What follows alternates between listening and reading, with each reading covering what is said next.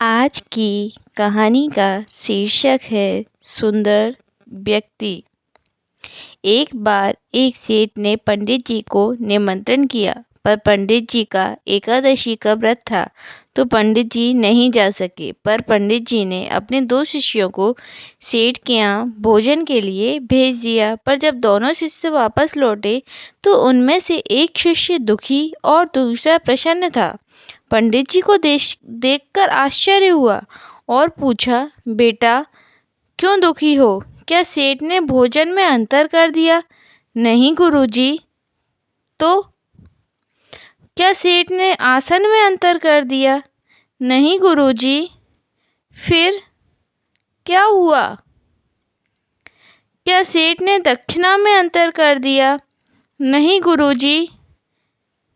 बार बार बराबर दक्षिणा दी है, 2 रुपए मुझे और 2 रुपए दूसरे को। अब तो गुरुजी को और भी आश्चर्य हुआ और पूछा, फिर क्या कारण है जो तुम दुखी हो?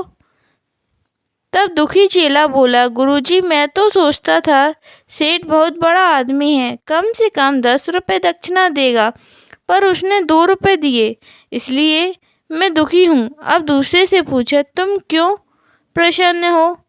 तो दूसरा बोला, गुरुजी, मैं जानता था सेठ बहुत कंजूस है, 8 आने से ज़्यादा दक्षिणा नहीं देगा, पर उसने 2 रुपए दे दिए, तो मैं प्रसन्न हूँ।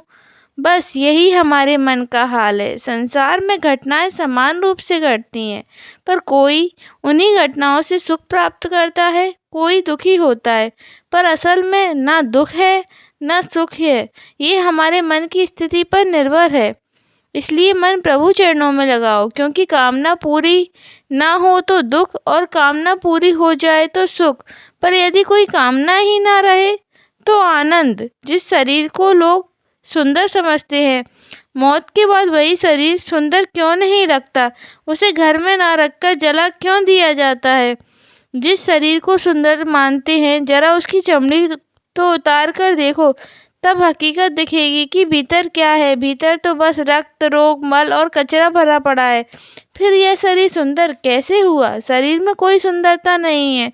सुंदर होते हैं व्यक्ति के कर्म, उसके विचार, उसकी वाणी, उसका व्यवहार, उसके संस्कार और उसका चरित्र।